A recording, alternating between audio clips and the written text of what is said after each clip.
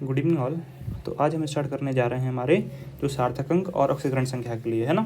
तो आज अपन पढ़ते हैं इनके लिए। तो आपके किसी भी बोर्ड के लिए, आप कोई भी बोर्ड पढ़ रहे हो, आपको इम्पोर्टेंट है ना इंडिया में। चलिए, तो सबसे पहले इनका कुछ हम बेसिक्स बता दें आपको, उसके बाद में कंटिन्यू करते हैं। अगर किसी को आता है बेसिक्स तो फिर आगे बढ़ जाइए, वरना हम कहेंगे आप साथ में चलें तो ज़्यादा अच्छा होगा, है ना। चलिए, सबसे पहले भौतिक गुण क्या होते हैं बच्चों आपके। तो देखो, भौतिक गुण होते हैं आपके क्या, रंग, जैसे गंध, गलनांक, क्वथनांक और घनत्व। जैसे कि बाहर की जो अपीयरेंस है, यानी बाहर का जो दिखावा होता है ना लोगों का, वो होते हैं भौतिक, ठीक है। लेकिन वहीं पे अपन बात करें क्या, कि उसके जो आंतरिक अणु हैं, अगर उनमें कोई परिवर्तन हो रहा है ना, तो उनको अपन कहते हैं रासायनिक गुण। जैसे कि ज्वलनशीलता, ठीक है, अम्ल, ठीक है, क्षार आदि। चलिए, ठीक है।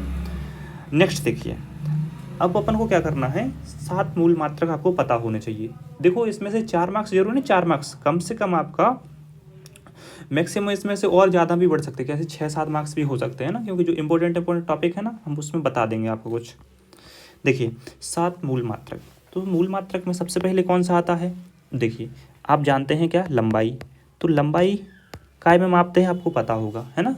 काय में मापते हैं अपन, मीटर में बच्चों, ठीक है। तो ये मीटर, आप लिखते जाना नोट्स, हमारे साथ नोट्स बनाते चलना, या आप चाहें तो बार बार 2 से 3 बार आप फिर लेक्चर देखें, नोट्स नहीं बनाए तो। देखिए, फिर होता है आपका क्या, द्रव्यमान, ठीक है। तो द्रव्यमान काय में मापते हैं आप, किलोग्राम में, ठीक है, किलोग्राम, केजी, ठीक। नेक्स्ट क्या होता है बच्चों, समय। अब हमें बताइए, आप समय काय में नापते हैं, हमेशा आपको बताए हम सेकंड में, ठीक है, सेकंड। नेक्स्ट क्या होता है आपका, विद्युत धारा, ठीक, विद्युत धारा होता है। विद्युत धारा काय में मापते बच्चों आप, एम्पियर में, ठीक है, एम्पियर, ठीक, एम्पियर, है ना, एम्पियर। चलो, नेक्स्ट देखिए, एम्पियर आप लिख लेना, है ना। इसमें नेक्स्ट क्या है, ऊष्मागतिकी, ऊष्मा गतिक तापक्रम। आप फिजिक्स में डायरेक्ट इसको क्या कहते थे, टेम्परेचर, है ना, ताप कहते थे। तो क्या होता है ये, केल्विन, केल्विन में मापते हैं आप, ठीक है, के, ठीक है। नेक्स्ट क्या होता है आपका, पदार्थ की मात्रा। तो पदार्थ की मात्रा को बच्चों आप लोग मात्रा, ठीक है, मूल में मापते हैं, जो कि ये आपका मोस्ट इंपॉर्टेंट है ना। आपको ये पेपर में इसके बारे में कुछ ना कुछ आना ही आना है, ठीक। ज्योति की तीव्रता, ज्योति की तीव्रता। अब आप हमें बताइए कि ज्योति की तीव्रता काय में मापते हैं, आपको याद होगी, नहीं पता, कैंडेला, है ना, कैंडेला, सीडी। आपको पूरा पूरा लिखना है, ठीक। पेज नंबर 7 पे केमिस्ट्री की बुक में आपको दिए होंगे, देख लेना, ठीक। इफ आई करेक्ट, अगर हम सही हैं तो 7 नंबर पेज पे ही है, पार्ट नंबर 1 में, वॉल्यूम 1 में, है ना। चलिए नेक्स्ट, अब देखो कुछ जो आपको याद रखने हैं स्पेशली, जैसे कि अगर मैंने कहा क्या, आयतन, ठीक है। अब देखो, इनके जो ऐसा ही मात्रा है वो आपको याद रखने हैं, आयतन, ठीक है। आयतन से पहले क्षेत्रफल होता है, वैसे हम क्षेत्रफल बता दें फिर आयतन। तो क्षेत्रफल, है ना। तो क्षेत्रफल क्या होता है बताइए, लंबाई गुणित चौड़ाई होता है कि नहीं होता है, बताओ हमें आप। लंबाई और गुणित में चौड़ाई होता है, ठीक है। तो हमें एक बात बताइए कि लंबाई है तो आपके पास एक मीटर है, तो अगर लंबाई मापना है तो आप लंबाई को मीटर से ही मापेंगे ना। तो लंबाई का मात्रक क्या होता है, मीटर। इसको क्या मापते हो आप, चौड़ाई को, चौड़ाई को भी आप मीटर में ही मापते हो, है ना। ऐसा तो है नहीं है कि इसको भाई वजन में नाप देंगे चौड़ाई को, है ना। तो क्या हो जाएगा ये आपका, मीटर के ऊपर स्क्वायर, समझ गए आप। चलिए जल्दी से देख लो, ये आयतन, आयतन क्या होता है आपका, लंबाई गुणित चौड़ाई, ठीक है। अच्छा, ये 2 कैसे हो गए पता है ना, एक इधर होता है एक इधर, घातें जुड़ जाती हैं, 2 हो गए। अच्छा, लंबाई गुणित चौड़ाई गुणित ऊंचाई, ये होता है आपका आयतन का सूत्र। तो अब हमें बताइए बच्चों कि लंबाई को काय में नापते हैं, आप मीटर में नापते हैं, हाँ। चौड़ाई को भी मीटर में, और ऊंचाई को काय में मापोगे, फुट में नहीं। अगर आप मीटर में माप रहे हो तो मीटर में ही मापोगे, है ना, क्योंकि फिर वो FTS मात्रक में चला जाएगा, ठीक है, सॉरी FPS मात्रक में चला जाएगा, फिर वो अपन को वो नहीं पढ़ने इधर पे। देखो, तो ये क्या हो जाएगा, मीटर के ऊपर 3 की पावर, आप समझ गए, ठीक। नेक्स्ट आगे बढ़े, आगे देखिए। अब मैंने अगर बच्चों आपसे कहा कि घनत्व, ठीक है। अब अगर मैंने घनत्व की बात की, ठीक, ये सब ऐसा ही मात्रक लिख रहे हैं अपन, ठीक। अगर मैंने घनत्व की बात की तो घनत्व को क्या कहते हैं अपन, द्रव्यमान, इसका सूत्र होता है द्रव्यमान बटे आयतन। क्या होता है बच्चों, द्रव्यमान बटे आयतन होता है आपका इसका सूत्र, है ना। तो जल्दी से आपके लिए टाइम है, जो पुराने बच्चे हैं जो पढ़ते थे तो वो निकाल के देखिए एक बार पॉज करके वीडियो, है ना। चलो हम आपको कंटिन्यू कर देते हैं। देखिए ये तो आपको दिखाई दे रहा होगा, इसको क्या कहते हैं, द्रव्यमान का ऐसी मात्रक केजी होता है। अब देखो आयतन का अपन ने अब भी निकाला, देखो ध्यान से ऊपर निकाला था, हाँ क्या होता है, मीटर के ऊपर 3 की पावर। देखो बच्चों क्या होता है, जब भी कोई संख्या नीचे से ऊपर ले जाते ना अपन तो माइनस की बन जाती है। देखो जो घात है उसके ऊपर वो माइनस की बन जाती है। देखो तो केजी है, ऊपर ले गए माइनस का 3 की पावर आ गई। समझ गए आप लोग। नेक्स्ट पढ़ें, चलिए ठीक है। अच्छा इसके बाद में अब आप लोगों के लिए एक काम है, ठीक है। ये हो गया घनत्व भी हो गया, आयतन। अच्छा इतना ही ठीक है आपके लिए, पर्याप्त है, ठीक। अब अपन चलते हैं कहाँ, थोड़े से अब चलते हैं सार्थक अंक के ऊपर। इतना ही बेस था जो आपने मेन समझ लिया। अब क्या होता है केमिस्ट्री में अपन को क्या पढ़ना होता है, ये और देख लो आप। जैसे 1 किलोग्राम है तो ये आप जानते होंगे लेकिन हम बता दे रहे हैं ना, कितना होता है बच्चों आपका 1000 ग्राम होता है ना। अच्छा हमें एक बात बताइए कि 1 मीटर में कितने सेंटीमीटर होते हैं, 100 सेंटीमीटर होते हैं, ये आप ध्यान रखना, है ना। चलो अब अपन एक चीज़ और हम आपको एक्स्ट्रा बता दें अगर आप लोग कहें तो, ठीक। तो देखिए हमें आप बताइए कि जो आपका भार है, ठीक है, तो भार तो आप नापते हैं केजी में, लेकिन आप ताप काय में मापते हैं। देखो कभी कभी आप डिग्री सेल्सियस में मापते होंगे, सुना होगा कि इतने डिग्री टेम्परेचर है आपके इधर, है ना, इतने डिग्री टेम्परेचर है, इतने डिग्री सेल्सियस है, ठीक है, ऐसा कहते हैं। कभी कभी क्या कहते हैं बुखार आप लेकिन फ़ारेनहाइट स्केल में मापते हैं, आप डिग्री सेल्सियस में नहीं मापते हैं, ठीक। और कभी कभी जो वैज्ञानिक लोग हैं वो केल्विन में मापते हैं। तो देखो केल्विन क्या है बच्चों, इसका ऐसा ही मात्रक है, तो अपन को इसमें ही लेके चलना है। चलो तो हम आपको बताएं कुछ चीज़ें कि कैसे डिग्री सेल्सियस से आप काय में जा सकते हैं, केल्विन में जा सकते हैं। मान लो मैंने एक लिखा क्वेश्चन, देखो कि अगर मान लो 2 डिग्री सेल्सियस है, इसको मुझे बनाना है काय केल्विन में, ठीक है। तो देखो भैया सब लोग ध्यान से देखेंगे। देखो केल्विन में बनाने के लिए कुछ नहीं लिखना है आपको। डिग्री सेल्सियस वाले में आपको जो डिग्री सेल्सियस वाला लिखा था ना, उसमें आपको कितने कर देना, 273.15 को जोड़ देना है। अगर आप डायरेक्ट कहें तो 273 को जोड़ देना, ठीक है। ये 15 अगर याद ना हो तो चल जाएगा, ठीक। अब इसको हम बनाएं तो केल्विन में बनाना है 2 डिग्री सेल्सियस को। तो देखो बच्चों, तो 2 प्लस, ठीक, 273.15, ठीक है। चलो इसको जोड़ दीजिए। तो आप जानते ही होंगे दशमलव के उस साइड वाले पार्ट से तो अपन जोड़ेंगे नहीं, कुछ करेंगे। 3 2 कितने हो गए, 5, 7 के 7, ये 2 की 2, ठीक। तो कितना आ गया केल्विन बच्चों, बताइए आप हमारे लिए, ठीक है। आ गया आपका 275। समझ गए क्या आप लोग। नेक्स्ट क्वेश्चन पे बढ़े अपन। देखो एक क्वेश्चन और हम बता दे रहे हैं, थोड़े से जल्दी देखिए। मान लो मैंने लिख दिया कितना, 100 डिग्री सेल्सियस, ठीक है। अब इसको हमने कहा केल्विन में बदलो, तो क्या करोगे बच्चों आप लोग, इसको बदलने के लिए आप कुछ नहीं, डिग्री सेल्सियस वाले को इधर पे रख दोगे, उसमें 273 जोड़ दोगे, ठीक है, 15 छोड़ दो, ठीक। अगर किसी को याद रह जाए तो पूरा कर देना, कोई दिक्कत नहीं है, ठीक है, 0.15 भी कर देना। चलो तो ये यहाँ पे कितना है, 100 प्लस 273। अब आप जानते हो इसको जोड़ोगे कितना हो जाएगा आपका 373। काय में आ गया उत्तर, ये केल्विन में आ गया। तो 100 डिग्री सेल्सियस में कितने केल्विन होते हैं, 373 केल्विन। अगर मैंने अब कभी पूछ लिया तो आप पे बनना चाहिए, है ना। सब बच्चों से कह रहे हैं हम, जितने लोग भी हमें सुन पा रहे हैं। चलो अब अपन नेक्स्ट चीज़ पे बढ़ते हैं आगे, है ना। अब आपके लिए कुछ होमवर्क, ठीक है। ये होमवर्क है जो कि आपको करके आना है, ठीक है। अब होमवर्क क्या है आपका, जैसे कि मान लो यहाँ पे दिया है 30 डिग्री सेल्सियस, तो आपको उसको केल्विन में बनाना है, ठीक है। अगर मैंने लिख दिया 33 डिग्री सेल्सियस, इसको आपको केल्विन में बनाना है, ठीक है। अब देखो अच्छा हमें एक बात बताइए, केल्विन में है अगर, ठीक है, पहले से केल्विन में था तो आप क्या करेंगे, तो आपको कुछ नहीं करना है, उसमें से 273 घटा देना अगर डिग्री सेल्सियस बनाना है। देखो इधर हम समझा देते हैं। देखो मैंने कहा कि अगर मान लो पहले से आपके पास केल्विन में दिया था, अच्छा केल्विन में डिग्री नहीं लगती है ना, ध्यान रखना। जैसे लिखा है 275 केल्विन लिखा है, अब मैंने कहा इसको डिग्री सेल्सियस में बनाओ भैया, तो हम बना देते हैं। देखो क्या करना है आपको, तो डिग्री सेल्सियस में बनाने के लिए आपको इसी सूत्र से चलें। अगर अपन देखियो सूत्र क्या था आपका, केल्विन बराबर डिग्री सेल्सियस प्लस 273, यही था। तो अपन क्या करना है, डिग्री सेल्सियस में बनाना है। तो क्या करना है आपको, 273 इस तरफ उठा के ले आए, ठीक। तो डिग्री सेल्सियस बराबर हो जाएगा केल्विन माइनस 273। ये तो आप जानते होंगे कि इधर से उधर उठा के इधर ले आएंगे तो बराबर में, तो अपन ने ऐसा जमा के लिख दिया इसको बस, ठीक। चलो अब नेक्स्ट देखो, अब मैंने कहा कि आपका कितना पहले से था 275 केल्विन, अब इसको बनाना डिग्री सेल्सियस, 275 इधर रख देना, 273 आपका था ही, कितना बन गया बताओ, 2 डिग्री सेल्सियस आ गया कि नहीं आ गया, आ गया उत्तर में। इतना तो सरल है ही, फालतू में आप लोग टेंशन लेते हो। अब देखो ये क्वेश्चन आपको पेपर में बार बार पूछा जाता है, इसलिए हम बता दे रहे हैं ना।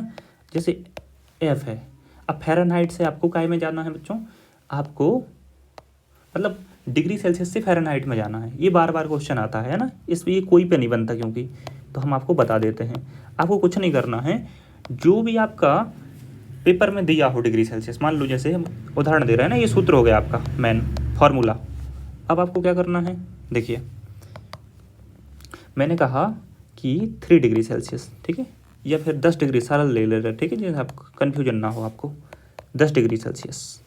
अब आप क्या करोगे, तो सबसे पहले सूत्र रखोगे ना, सूत्र में देखो 9/5, अब डिग्री सेल्सियस लिखा है वहाँ पे ये मान रखना है तुम्हें, तो रख देना 10, ठीक।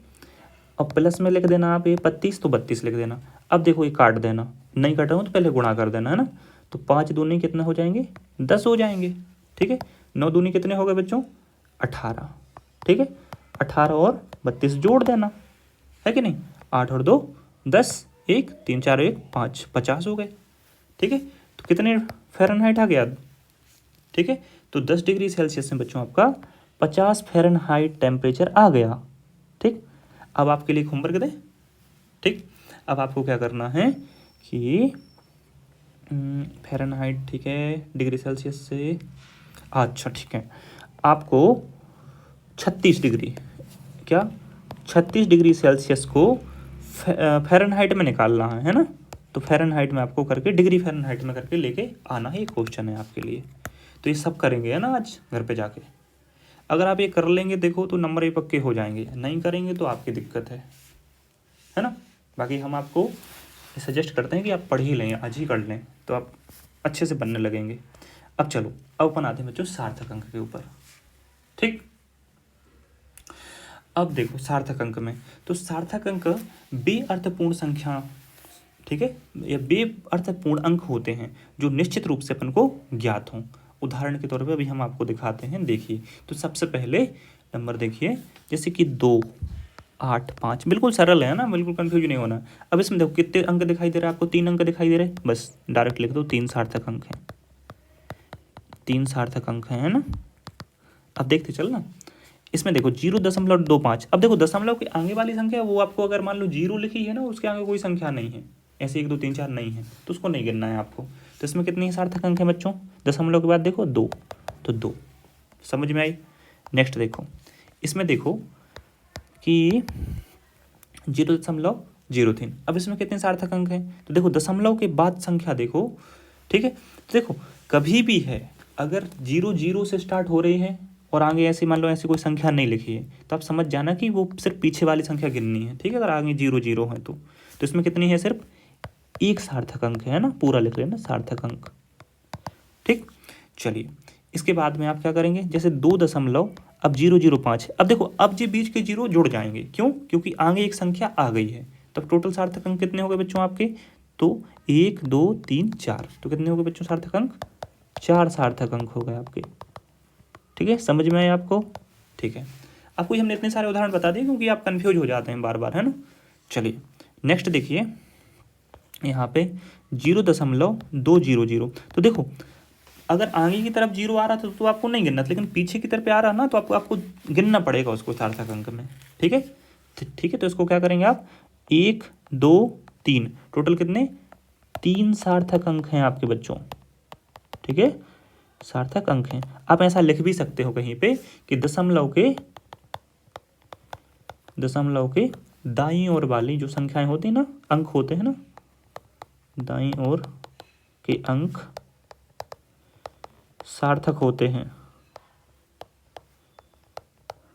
लेकिन कंडीशन क्या है, कंडीशन क्या है कि पहला जो अंक आना चाहिए ना, इसमें 1 2 3 4 कुछ आना चाहिए, तभी गिनेंगे, वरना ऐसा हो कि 0 0 0 0 0 आ और बाद में 1, तो इसमें सिर्फ एक ही है ना, फिर सार्थक अंक। ये हमने ऊपर समझा दिया है आपको। चलो अब नेक्स्ट स्लाइड पे चलते अपन। नेक्स्ट देखिए, इसमें अब मैंने लिख दिया क्या, 0 0। अब देखो ये दशमलव के पहले अब आपको दिखाई दे रहे हैं, देखो इसमें आपको बहुत जन को देखो दशमलव नहीं लगा है, तो अब आपको इसमें सार्थक अंक पता है क्या बताना है, सिर्फ और सिर्फ इसको बताना कि एक सार्थक अंक है बच्चों आपका, इसमें एक सार्थक अंक है। क्यों है पता है? इसका रीजन ये है कि जैसे इसको तुम क्या लिख सकते थे, 10 × 10 × 10 लिख सकते थे, हाँ, और हर एक संख्या में 1 का गुणा होता है कि नहीं होता है? बिल्कुल होता है। तो आप क्या करोगे फिर? ठीक है, इसको कुछ नहीं करना है आपको। अब देखो 10 की पावर इसको क्या लिख देना, 2, और गुणा में था 1, ठीक है, तो आपका ये बन गया। तो देखो कुल कितनी संख्या है इसमें, 1, तो सार्थक अंक कितना हो गया, 1 हो गया। ठीक, नेक्स्ट देखिए, अगर मैंने कहा कि अगर 100.0 लिखा है मान लो, लेकिन इसमें आपको देखो दशमलव बता दिया इन्होंने। देखो नॉर्मल अगर कोई संख्या ऐसी लिखी है जैसे 2 लिखा है, सिर्फ 2, इसका मतलब ये सामान्य तरीके से लिखी गई है संख्या, लेकिन हमने कह दिया 2.00, ठीक है, इसका मतलब है तो इसका मतलब 2 ही, लेकिन क्या अपन ने वैज्ञानिक संकेत की तरफ से, मतलब वैज्ञानिक भाषा में लिख दिया अपन ने ये संख्या। ठीक, इस चीज़ को आप ध्यान रखेंगे, कन्फ्यूज मत होना है ना कि ऐसा क्यों कर दिए, ये वैज्ञानिक भाषा में 0 0 लगा देते दशमलव लगा के बाद में। चलो अब देखो, अगर मैंने कहा कि आपकी, अच्छा इसमें ठीक है, तो इसमें टोटल कितने हैं, इसको 1 2 3 4, टोटल अब कितने, 4 हो गए आपके सार्थक अंक। ठीक है, इनको आपको काउंट कर लेना है। चलिए अब मैंने कहा ठीक है, अच्छा ये तो इतना ही है ना। अब आपको क्वेश्चन हम दे रहे हैं, आपको इतना जल्दी से देखो, जितने अगर नहीं आए तो फिर एक बार फिर देखना, तो आपको समझ आए, क्योंकि हर प्रकार के हमने उदाहरण इधर पे आपको दे दिए है ना। अब देखो एक क्वेश्चन आता है बार बार, और बहुत लोग, अब फिजिक्स में भी शायद आया था, तो बहुत लोगों पे बना नहीं है, हम वो बता देते हैं क्यों नहीं बना होगा। ठीक, तो पहले क्वेश्चन है, आपको बताना है 3 ठीक है 0 2 3 में कितने सार्थक अंक हैं, ये क्वेश्चन में आपको बताना है। ठीक, अब देखो मान लो इधर पे लिखा है 2.5 गुणित 1.25। अब देखो ये क्वेश्चन आ गया कि मतलब सार्थक अंक का गुणा आ गया, तो अब क्या करोगे आप, तो चलो पहले गुणा कर लें। ठीक है, 25 से कम 25 5 125 की 5, हाथ में आ गई आपकी 12 है ना, 25 दूनी हो गए कितने आपके 50, 50 और 12 कितने हो गए 62, 62 तो 6, 25 से कम 25, 25 6 कितने होते हैं आपके 31। ठीक, अब देखो 3 संख्या इधर दशमलव लगा दिए। ठीक है, इस चीज़ को आप ध्यान रखना। अब देखो, तो अब आप इसको सार्थक अंक आप इसमें बता सकते हो है ना। चलो अच्छा, इधर पे दशमलव लगेगा आपका, इस जगह पे क्यों लगेगा, क्योंकि देखो दशमलव के बाद 2 संख्या है, 1 संख्या है, तो टोटल कितनी संख्या है दशमलव के बाद 3 संख्या, तो दशमलव के बाद 3 संख्या आनी चाहिए, तो आपने ला दी हैं। ठीक, चलो इतना ही था आपके लिए। अब कंटिन्यू, बस इसके लिए इतना ही है। अब अपन करते हैं कौन सा, नेक्स्ट वाला है ना। तो ऑक्सीकरण संख्या, ये मोस्ट इंपॉर्टेंट टॉपिक है, और इसके हमने बड़े अच्छे से आपको नोट्स बना के दे रहे हैं ना। तो सबसे पहले नंबर क्या, ऑक्सीकरण संख्या। तो देखो ऑक्सीकरण संख्या आपको जो निकालनी है, ठीक है, तो इसके कुछ हम रूल्स बता दे रहे हैं आपको। ये रूल्स आपको ध्यान रखने हैं, आप कहीं पे भी, आप 11th पढ़ रहे हो, आप 12th पढ़ रहे हो, आपके हमेशा आपके काम में आएगी है ना, नेक्स्ट ईयर भी, क्योंकि बार बार पूछी जाती है। ठीक, चलिए जस्ट अ मिनट, यस अब अपन कंटिन्यू करते हैं। देखिए, तो असंयुक्त दशा में, यानी कि जैसे मान लो H2O हो, तो H2O लिखा है, इसका मतलब ये संयुक्त दशा में है, यानी कि 2 इसमें क्या है, मिले हुए हैं 2 परमाणु है ना, लेकिन अलग अलग चीज़ों के 2 परमाणु मिले हैं। ठीक है, लेकिन ये H2 है, तो ये अपने आप में अकेला है, इसके साथ और कोई नहीं बैठा है। ठीक है, तो ये संयुक्त नहीं, ये असंयुक्त है।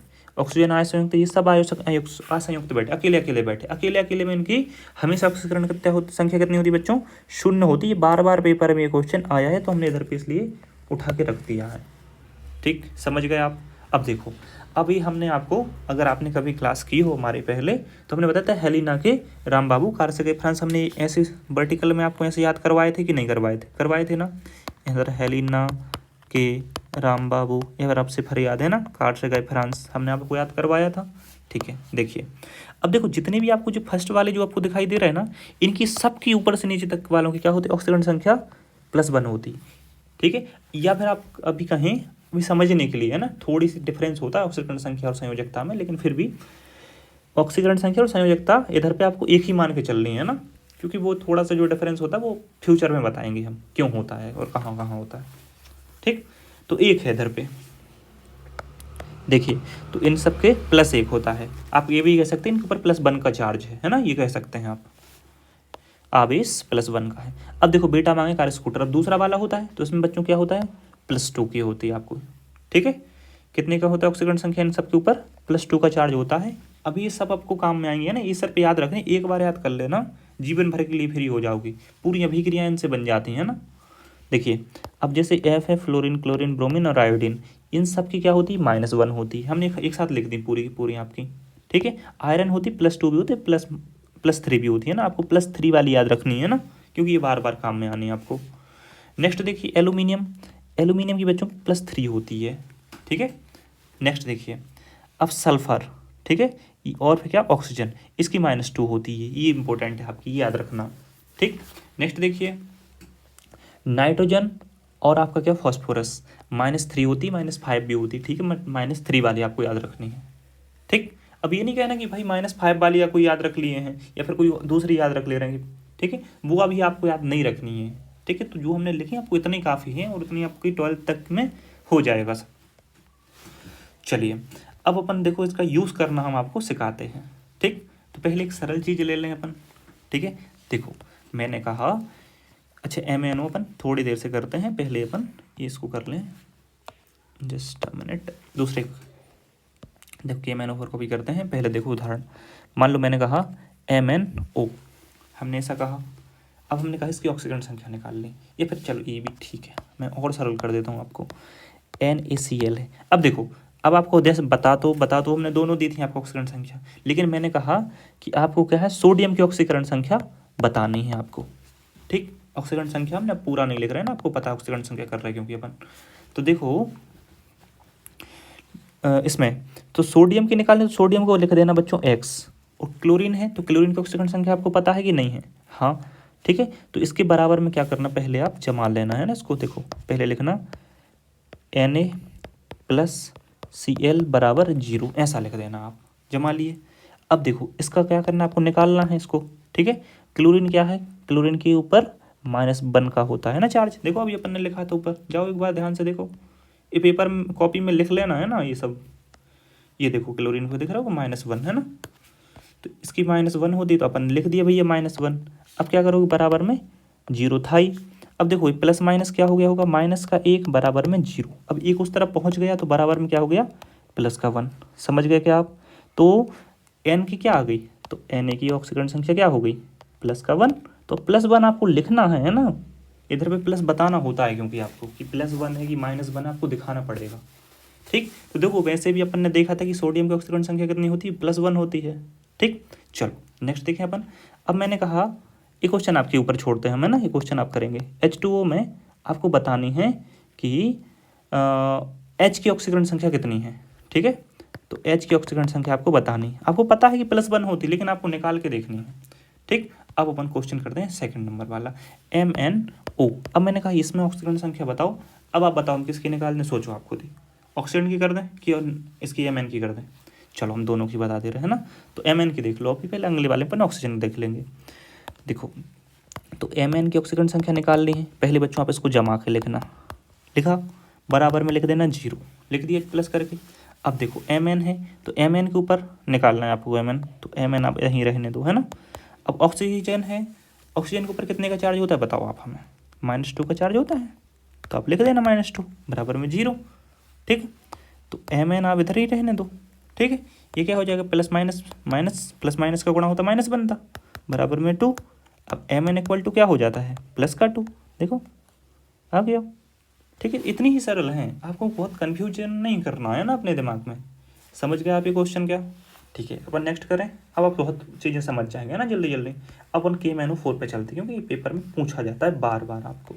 देखिए इधर पे आपको दिख रहा होगा कि MnO4 है ना। अभी अपन ये भी हम करके आपको सिखा देंगे, तो भागना नहीं कोई, पूरा ध्यान से लेक्चर देखना। अगर कोई चीज़ नहीं समझ में आए तो स्लो करके रुक के समझ लेना, फिर कंटिन्यू करना, है ना। देखो इसमें देखो अपन ने क्या किया, K को प्लस कर लिया, Mn को प्लस कर लिया, O4 को प्लस कर लिया, बराबर में 0 लिख दिया, समझ गए। नेक्स्ट देखो Mn को है ना, Mn को आपको निकालना तो उसको X दे देना नाम। अब हमें बताओ क्लोरीन का जो आपका ये होता है पोटेशियम, के पोटेशियम होता है ना 19 नंबर पे, ठीक है। तो इसकी जो ऑक्सीकरण संख्या कितनी होती है, प्लस, अब क्या होता है हेलिना के राम बाबू के, तो ध्यान से देखो एक होता है इसका, देखो ये देखो एक होती है ना इसकी ऑक्सीकरण संख्या, ठीक एक। इसके बाद में ऑक्सीजन है बच्चों, तो देखो पहले से कितने लिखे, 4 लिखे हैं, तो 4 अपन क्या कर दो आप आगे लिख दो, लिख दिए आगे, जितने भी उसके साथ अणु लगे होते हैं ना वो आगे लिख दिए जाते हैं। इसके बाद में आप क्या, ऑक्सीजन की ऑक्सीकरण संख्या कितनी होती है, 2 होती है माइनस के, तो आपने -2 बराबर में 0। अब इतनी गणित तो सबको आती होगी, है ना। अब देखो नहीं आती है तो भैया पढ़ाई काहे को कर रहे हो, फिर आप छोड़ दो, और पढ़ाई नहीं छोड़ सकते तो भाई पढ़ लो फिर, है ना, बता देना तो हमसे वो भी सिखा देंगे। 4 दूनी कितने होते हैं, 8 होते हैं, ठीक है। अब नेक्स्ट बराबर में कितना, 0। अब देखो ये प्लस का और ये माइनस का है, प्लस माइनस क्या होता है, माइनस, तो 8 में से 1 गया तो कितने बचे बच्चों आपके, माइनस के साथ, है कि नहीं, क्योंकि बड़ी संख्या के आगे वाला निशान देखते हैं अपन। अब देखो x इक्वल टू कितने हो जाएंगे बच्चों आपके, प्लस के 7। तो देखो कितने अच्छे से आपकी ऑक्सीकरण संख्या निकल के आ गई कि नहीं आ गई, अब बताओ हमें, ठीक। नेक्स्ट क्वेश्चन पे चलें। ये क्वेश्चन आपको पूरे करके लेके आने हैं ना खुद को, ये वाला आपको करना है, ये कठिन नहीं है, ठीक है। देखो हम ये वाला क्वेश्चन आपको सिखा देते हैं, ठीक है, CO3 वाला। जस्ट अ मिनट, आपको हम अच्छे से लिख दे रहे हैं क्वेश्चन, तो ध्यान से देखना। तो MnO2 में आपको Mn की ऑक्सीकरण संख्या निकालनी है, ठीक है।